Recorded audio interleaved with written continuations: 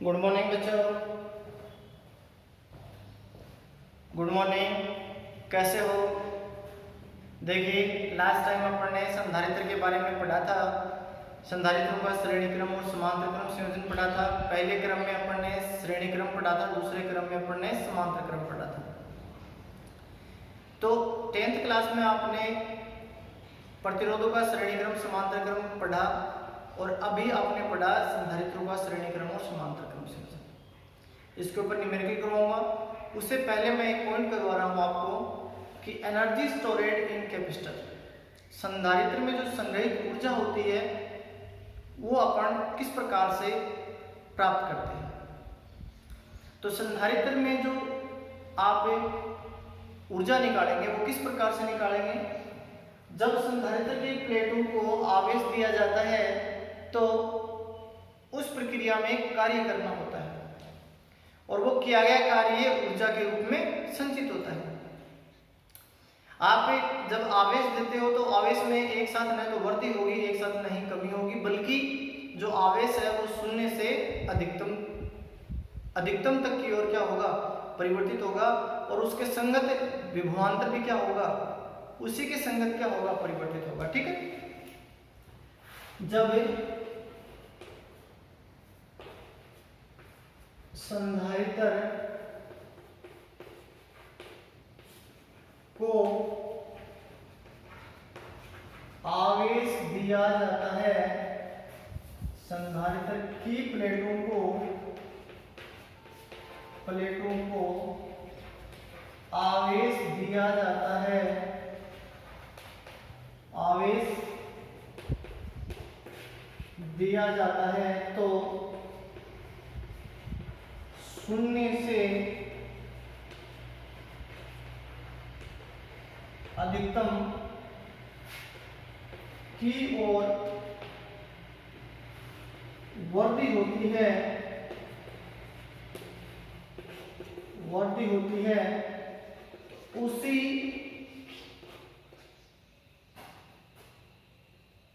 के संगत विभवांतर में वृद्धि होती है। आप एक साथ जब इसको चार्ज सप्लाई करोगे तो एक साथ उसमें न तो वृद्धि होगी ना एक साथ कमी होगी, बल्कि शून्य से अधिकतम तक की हो जाएगा। मान लेते हैं माना किसी क्षण प्लेटों को dq आवेश देने से उसके संगत विभव v डैश होता है तो किया गया कार्य। माना प्लेटों को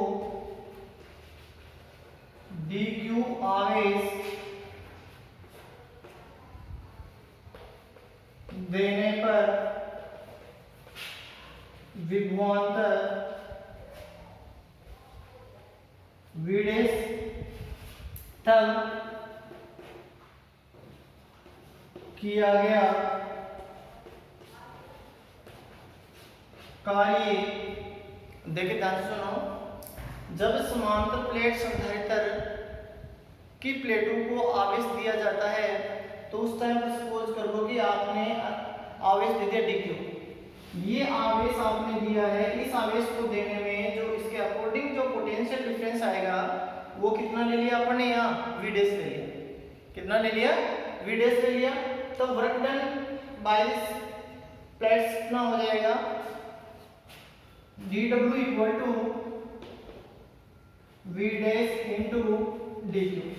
और ये बहुत इंपॉर्टेंट है, ये क्लियर होना जरूरी है आपके लिए। ठीक है। कैसे होगा, आपने q इक्वल टू आपने v इक्वल टू लिया था w अपॉन q, तो w इक्वल टू क्या हो गया, qv हो गया। क्या गया कार्य, विभव और विभवांतर की परिभाषा थी, इसलिए आपने सपोज कर लो कि पहले आपने जो आवेश दिया है वो dq आवेश दिया है। dq आवेश देने में जो विभवांतर आपका वो कितना है, v डैश है।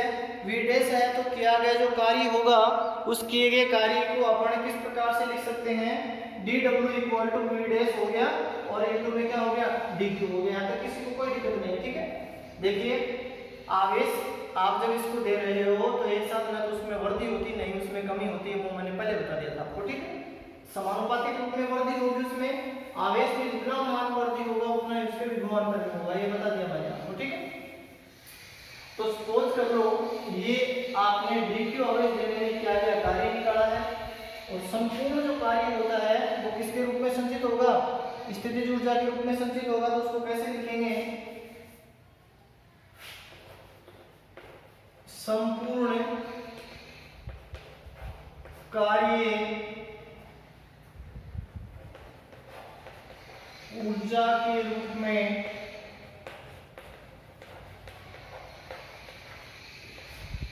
संचित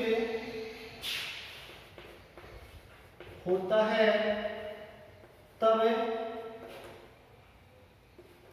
U equal to dW 0 to Q, कहां से कहां तक आपका 0 से लेके आपने कहां तक माना उसको अधिकतम Q तक माना है, कहां तक माना है कैपिटल Q तक माना है। तो आवेश कितना हो जाएगा टोटल 0 से लेके कैपिटल Q तक, और वर्क डन हो जाएगा dW। यहाँ जब आप वैल्यू इसमें पुटअप करते हो तो वैल्यू हो जाएगी V डैश और dQ हो जाएगी, ठीक है। अब समझना, ये जो विभवांतर है V डैश है, ये जो विभवांतर है V डैश है, और यहां जो आपने चार्ज लिया है वो कितना है Q है। तो धारिता कितनी होगी इस टाइम पर, उसके संगत अपन लिखेंगे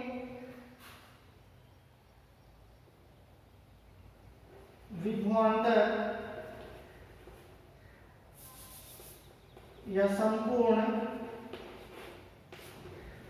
आवेश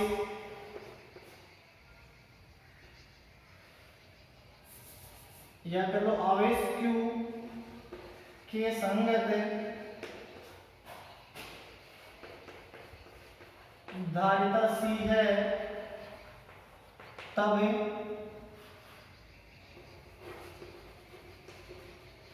विभवांतर V डैश के रूप में मान निम्न प्रकार है। Q इक्वल टू कितना होता है, CV होता है, तो Q की जगह Q हो गया, C की जगह C हो गया, V की जगह क्या ले लिया अपन ने V डैश ले लिया। तो यहाँ से V डैश इक्वल टू कितना हो जाएगा Q बाई C हो जाएगा। इस वैल्यू को किसमें पुट अप करोगे आप, पहले क्वेश्चन दिया क्या कोई दिया, तो चलो इसको आगे दे दो 3, उसको दे दो सही। यहाँ से जो टोटल वर्क निकालोगे, मैंने पहले भी आपको बताया जब कुल कार्य होता है तो वो किए गए कार्य किया गया जो कुल कार्य होता है वो स्थितिज ऊर्जा के रूप में संचित होता है, ये मैंने बताया। तो उसके आगे अपन कार्य करेंगे तो कितना रहता है देखो ध्यान से,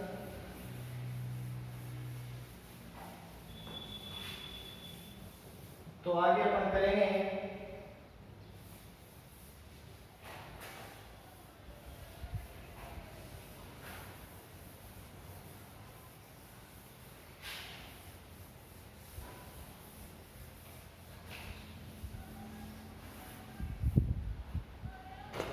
अपन कार्य निकालेंगे आगे, वो कितना होगा स्थितिज ऊर्जा के रूप में संचित होगा 0 to Q by C into dQ। C को बाहर निकाल लो, कोई रोल नहीं इसका, 0 to कैपिटल Q, और इसका फॉर्मूला होता है x की पावर n, dx का फॉर्मूला होता है x की power n plus 1 upon n plus 1। ये हो जाएगा Q dQ, इसकी पावर 1 है तो कितना हो जाएगा Q की पावर 1 प्लस 1 अपॉन 1 प्लस 1, 0 से Q, यहाँ तक वैल्यू हो गया 1/2, 1 प्लस 1 2 को बाहर निकाल लो, Q स्क्वायर हो गया, 0 to Q हो गया, U equal to 1/2C, Q की जगह कैपिटल Q लिखोगे, Q स्क्वायर माइनस 0, तो रिजल्ट आ गया Q स्क्वायर बाई 2C। पहला रिजल्ट जो देखने को मिलता है वो होता है यहाँ पे U equal to 1/2 Q square by 2C। यहाँ तक किसी को कोई दिक्कत नहीं है, नॉर्मल है, ये आपने समाकलन किया है, ये आपके 11वीं क्लास में बहुत क्वेश्चन करवाए थे मैंने आपको। संधारित्र में जो संग्रहित ऊर्जा होती है उसको अपन किस प्रकार से डिफाइन करते हैं, कैसे आप वैल्यू निकालते हैं। तो पहला जो फॉर्मूला आ गया वो आ गया Q²/2C। ये आवेश के रूप में है, धारिता के रूप में है। अगर धारिता और विभवांतर के रूप में हो तब कैसे करोगे? यदि संधारित्र का विभवांतर V तथा धारिता C है तब U = 1/2C। Q की जगह क्या हो जाएगा? Q = क्या होता है? CV होता है। तो यहाँ जब वैल्यू पुट अप करोगे Q की जगह तो ये हो गया C² V², एक C कैंसिल हो गया तो U = हो गया 1/2CV²। ये फॉर्मूला बहुत इंपॉर्टेंट है, ये कई बार एग्जाम में पूछा भी जाता है और इसके ऊपर न्यूमेरिकल भी आता है। ये फॉर्मूला है, ये बहुत इंपॉर्टेंट है। पहला अपने पास आया आवेश और धारिता के रूप में, दूसरा जो फॉर्मूला है वो किसके रूप में आया है? धारिता और विभवांतर के रूप में। अगर और भी रूप लेना चाहो आप तो ले सकते हो, कोई दिक्कत नहीं है। जैसे मान ले आवेश आ गया, आवेश और धारिता के दोनों के जोड़े हैं, जैसे Q = CV होता है तो पहला आ गया Q और C में, Q और C आ गया। दूसरा किस में आ गया? C और V में आ गया, Q C में आ गया और C और V में आ गया। अब और Q और V में लेना चाहो तो Q और V में लेना चाहो तो Q और V में लेना चाहो तो इसमें मान रख लो V की जगह वो आ जाएगा, कोई दिक्कत नहीं।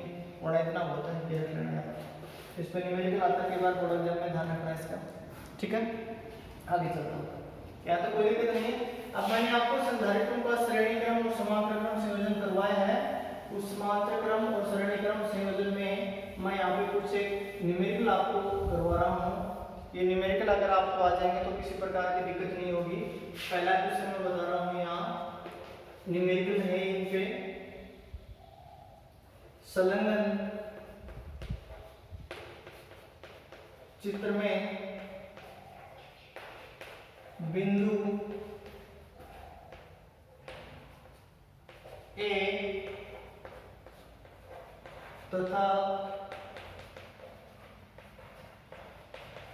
बिंदु B के मध्य तुल्य धारिता की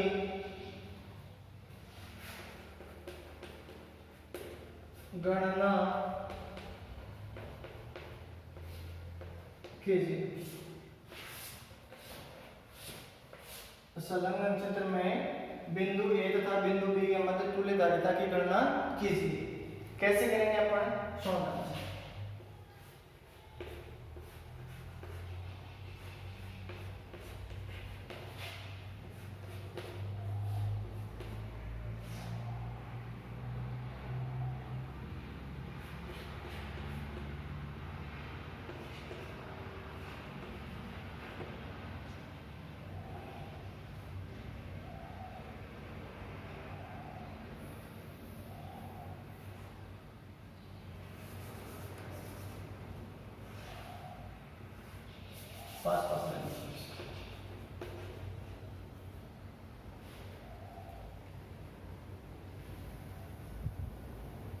ये अपने पास कोई भी एग्जाम में आपको क्वेश्चन दे दे तो आप कैसे करोगे?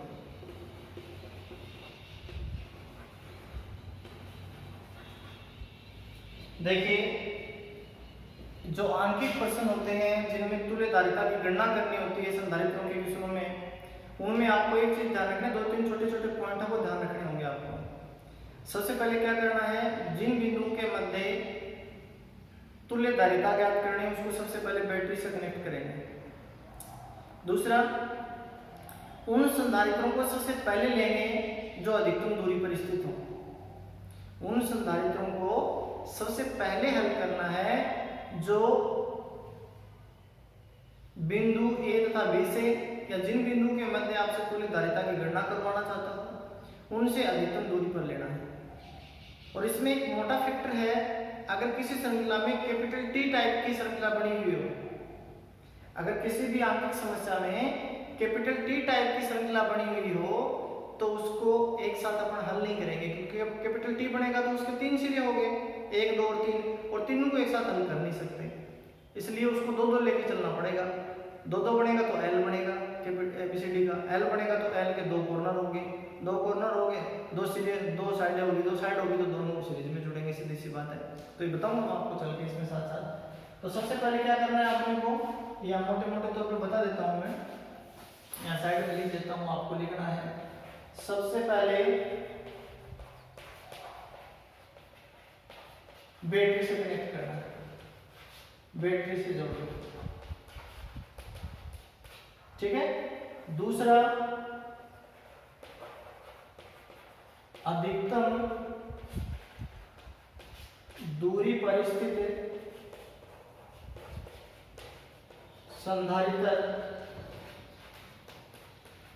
संधारित्रों को लेना,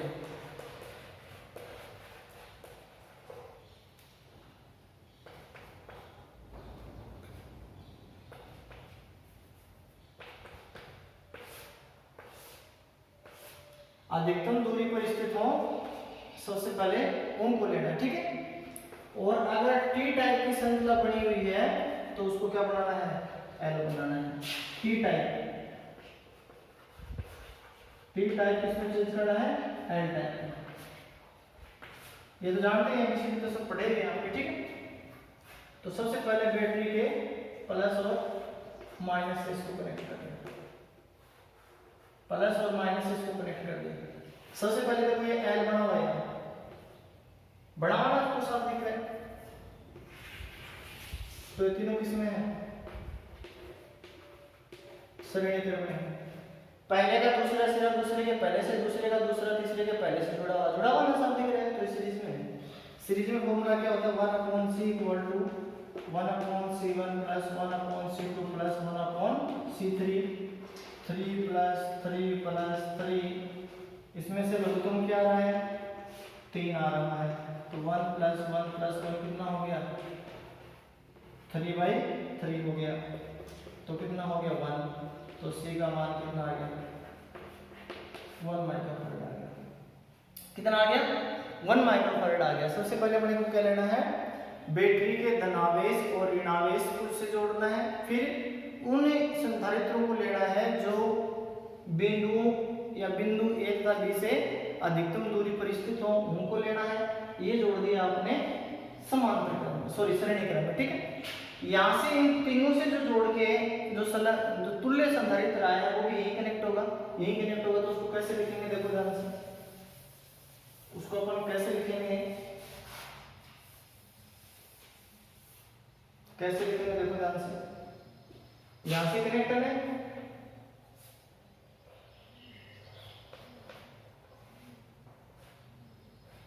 ये कनेक्ट कर दिया जी, और ये कनेक्ट हो गया आपका A, और ये कनेक्ट हो गया आपका B। ये आ गया 1 माइक्रोफैरड, ये आ गया 2 माइक्रोफैरड, और ये आ गया 2 माइक्रोफैरड। इन दोनों का एक सिरा एक से है और दूसरा सिरा दूसरे से कनेक्ट है, तो ये दोनों किसमें है, समांतर क्रम में।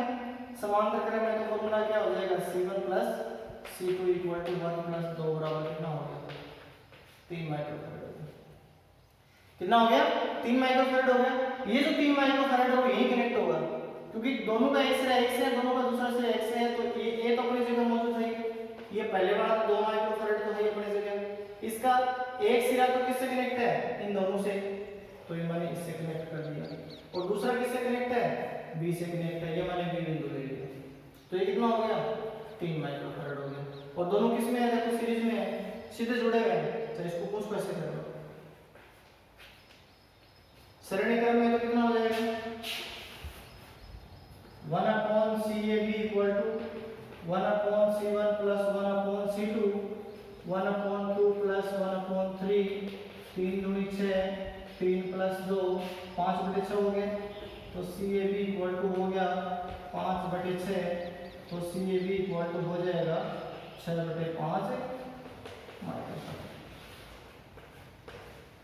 आपके सामने है, देखो ध्यान से, स्क्रीनशॉट ले लो इसका, स्क्रीनशॉट लेने के बाद में आगे की जो प्रोसेस है वो आपके सामने है, किस प्रकार से अपन ने किया है किस प्रकार से नहीं किया है वो आपको दिख रहा है। इसमें आगे वाले क्वेश्चन को करने के लिए अपन क्या करेंगे, देखो सबसे पहले किससे कनेक्ट किया है, ध्यान से सुनिए आप लोग।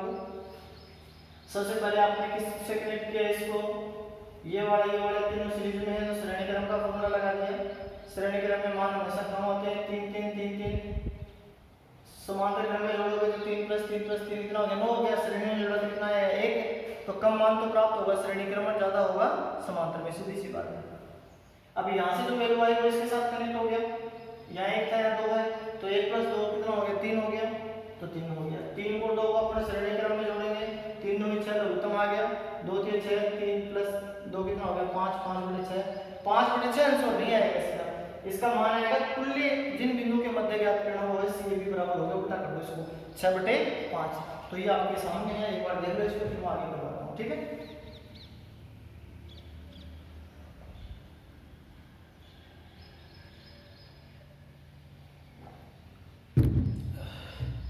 सॉरी, गर्मी बहुत भयंकर है 2-3 दिन से, इसलिए आप लोग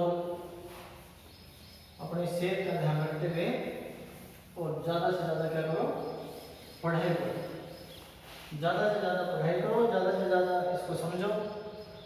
आप लोगों के लिए बहुत मेहनत हो रही है इस गर्मी के टाइम पर भी, ठीक है ना, आपकी समस्या को देखते हुए। फिर भी अगर कोई टॉपिक, कोई समस्या अगर आपके मन में है तो आप कमेंट बॉक्स में ज़रूर बताएं, बताओगे तभी पता चलेगा कि यहाँ समस्या आ रही है। पढ़ाई करनी है, ये टाइम निकल जाएगा, पहले बता दिया मैंने आपको, बार बार रिपीट नहीं करूँगा मैं आपको बता दिया कि आप जो भी चीज़ आपको मिल रही है उसको आप बेनिफिट लेने की सोचो, आलस से नहीं चाहिए, आलस से करोगे तो बिछड़ जाओगे, ठीक है। ओके, सुनो अगला क्वेश्चन है, संलग्न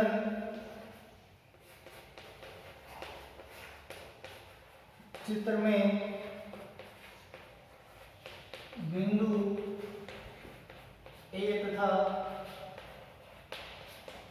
बिंदु B के मध्य तुल्य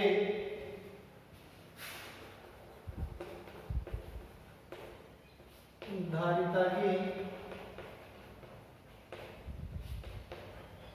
गणना कीजिए। अपने को ये क्वेश्चन बोर्ड में आया है, कई बार आता है। 1 नंबर कैपेसिटर है, एक कैपेसिटर है, कनेक्ट कर दिए, 1 माइक्रोफैरड, 2 माइक्रोफैरड और 3 माइक्रोफैरड, इसको कनेक्ट कर दिया सारा से। तो बच्चों के दिमाग में आ गया कि तो श्रेणी में है, भाई बच्चों को तो डायग्राम देखा सीधा बोल देंगे श्रेणी क्रम में, नहीं श्रेणी क्रम में नहीं है, देखो ये पुट्टी ऊपर चली हुई है और एक नीचे से लगी हुई है, इसका बहुत बड़ा रोल है। इसके तुल्य जब परिपथ बनेगा वो कैसे बनेगा, तुल्य परिपथ बनाओ फिर बैटरी से जोड़ो। यहां ये कैपेसिटर है पहला C1, ये C2 है, ये कौन सा है C3। C1 का पहला सिरा 1 से है, देखो जुड़ा हुआ है, और C2 का एक सिरा और C3 का एक सिरा, दोनों ये कनेक्ट है किससे, A से कनेक्ट है। तो मतलब C1 का, C2 का, C3 का एक एक सिरा तो A से कनेक्ट है।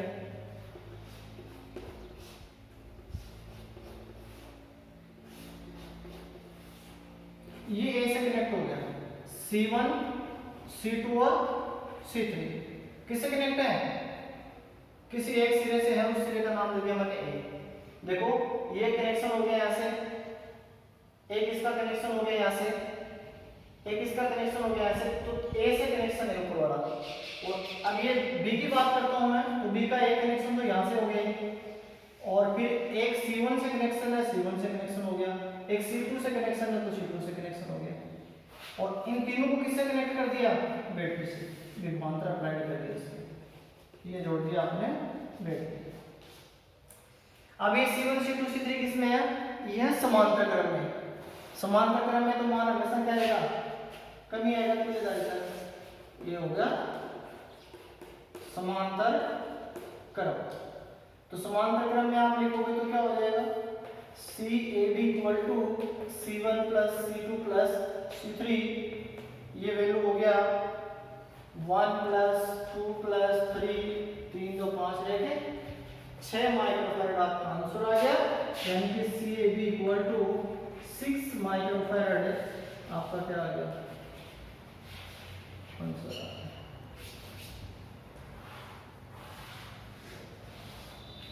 ये आपका आंसर आ गया 6 माइक्रोफैरड। ये आपकी होगी तुल्य धारिता की गणना, कि तुल्य धारिता को अपन किस प्रकार से किसी भी सर्किट में जब तुल्य धारिता की गणना हो तो किस प्रकार से करेंगे। मैंने पहले बताया था, एक बार रिपीट कर देता हूँ, फिर एक क्वेश्चन और करवाता हूँ। जिन बिंदु के मध्य तुल्य धारिता की गणना उसको सबसे पहले बैटरी से कनेक्ट करो, बैटरी से कनेक्ट हो गया। उसके बाद में वो संधारित्र आपको लेने हैं जो मैक्सिमम डिस्टेंस हो, अधिकतम दूरी पर स्थित हो, उनको लेना है। उसके बाद में इसको लेना है जो कैपिटल T बना हुआ है, कैपिटल T एक साथ हल नहीं होगा, उसको L बनाने की कोशिश करो, और L हमेशा श्रेणी में जुड़ेगा। किसमें जुड़ेगा? श्रेणी में जुड़ेगा। कोई दिक्कत नहीं आता। एक क्वेश्चन और देखो, एक क्वेश्चन और देखिए, बोर्ड में आया हुआ क्वेश्चन करवा रहा हूँ आपको।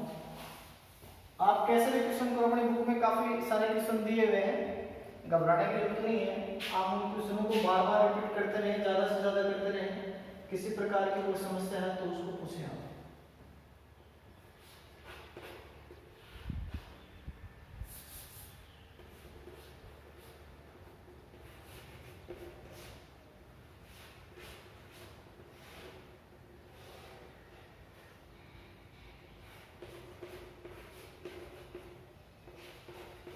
ये सापेक्ष आकृति बना दी ए और बी बिंदुओं के मध्य।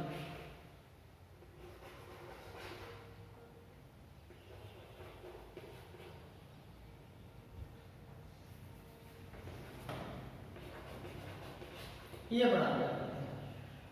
तो आपसे ए और बी बिंदुओं के मध्य क्या पूछ रहा है? तुल्य धारिता की गणना पूछ रहा है। तो कैसे करोगे बताओ? सोचो एक बार इसको, सोचो शाबाश, फिर मैं आगे करवाता हूं। सोच के सोचो, फिर आगे करवाता हूं। ये किसमें कनेक्ट है? सबसे पहले बैटरी को किससे जोड़ दिया आपने? प्लस और माइनस से। यहां तो कोई दिक्कत नहीं है। ये देखो अधिकतम दूरी पर यही है। अगर यहाँ T खड़ी होती तब तो मुश्किल हो जाता है, L बना हुआ है इनका, ठीक है। ये सीधे जुड़े हुए हैं तो दोनों किसमें है?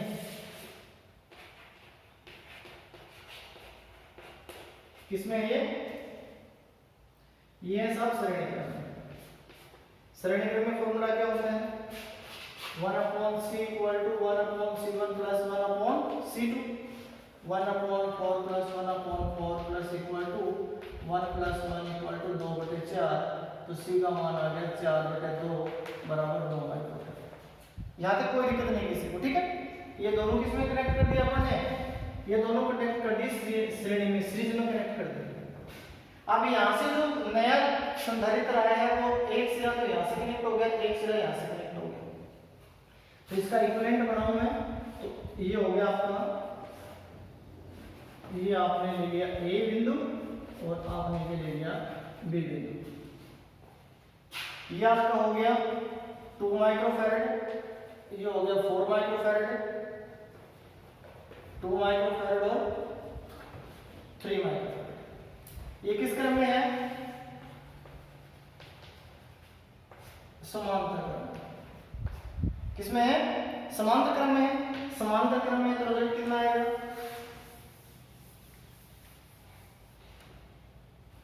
समांतर क्रम में सीधे जुड़ जाएंगे, C' = C1 + C2, 2 + 4 = 6 माइक्रोफैरड हो गए। सीधे जुड़ेंगे, समांतर में सीधे जुड़ते हैं, श्रेणी में 1/b जुड़ते हैं। तो यहाँ दोनों से जो कनेक्शन है वो यही जुड़ जाएगा। ये ए बिंदु ले लिया, सब आपने ये बी बिंदु ले लिया। एक बार बैटरी से कनेक्ट कर दो, बार बार कनेक्ट करने की जरूरत नहीं, अगला अपने आप समझ जाएगा, करो तो कर देता है, कोई दिक्कत नहीं। ये 2 माइक्रोफैरड हो गया, ये 3 माइक्रोफैरड हो गया, और ये समांतर में आपने कनेक्ट किया है, होगा 6 माइक्रोफैरड। तो ये तीनों किसमें है, किसमें दिख रहे हैं, श्रेणी क्रम में। लिखते रहना साथ साथ, लिखते रहोगे तो गलती नहीं होगी, बस इतना ही है। और थर्ड में को सीधा कर दो, नहीं क्या, लेकिन अगर लिखते रहोगे तो गलती नहीं होगी इसमें, ठीक है ना, क्योंकि 2 नंबर का न्यूमेरिकल आता है छोटा, इसमें अगर एक छोटा सा भी स्मॉल मिस्टेक हो गया तो सारा क्वेश्चन गया पानी में, है ना, ऐसा नहीं होना चाहिए। तो ये हो गया 1/CAB equal to 1/C1 plus 1/C2 plus 1/C3। C का वैल्यू कितना है जी 2, इसका कितना है 6, इसका कितना है 3। तो ये हो गया 1/CAB इक्वल टू, अब 2 3 6 और 6, तो इसका 6 लघुत्तम आ गया, 2 3 6 प्लस 1 प्लस 3 दूनी 6, तो ये कितना हो गया 3 2 5 1 6, 6/6 1 माइक्रोफैरड। तो CAB कितना आ गया 1 माइक्रोफैरड, कितना आ गया 1 माइक्रोफैरड। एक बार इसका स्क्रीनशॉट लो, फिर मैं आगे बताता हूं। इसको करते रहो, किसी प्रकार की कोई दिक्कत नहीं है, दिक्कत हो तो पूछ लेना, है ना, दिक्कत हो तो आप पूछ सकते हो किसी प्रकार की। तो मैंने क्या बताया था आपको, जिन बिंदुओं के मध्य आपको तुल्यधारिता की गणना करनी हो उनको सबसे पहले अपन किस प्रकार से लेंगे, मैंने बताया था प्लस माइनस से कनेक्ट करना है, फिर सबसे अधिकतम दूरी पे लेनी है, टी टाइप की श्रृंखला उसको एल बनाना है। आप घर जाके, कल सैटरडे है फिर संडे है, ठीक है, आपके पास टाइम है, आप इसको अपनी बुक उठाए, पुरानी किताबें ले लो बच्चों से जिन्होंने पेपर दे दिए 12वीं के, ठीक है, या नई परचेज कर लो, जितने भी बेस न्यूमेरिकल होते हैं उनको करो। श्रेणी क्रम समांतर क्रम किस प्रकार से निकल के आया है, श्रेणी क्रम में आवेश एक समान रहेगा और समांतर क्रम में विभवांतर एक समान रहेगा। आवेश एक समान है तो विभवांतर जुड़ेगा वहां, और समांतर क्रम में विभवांतर एक समान है तो क्या जुड़ेगा, आवेश जुड़ेगा। Thank you, have a nice day.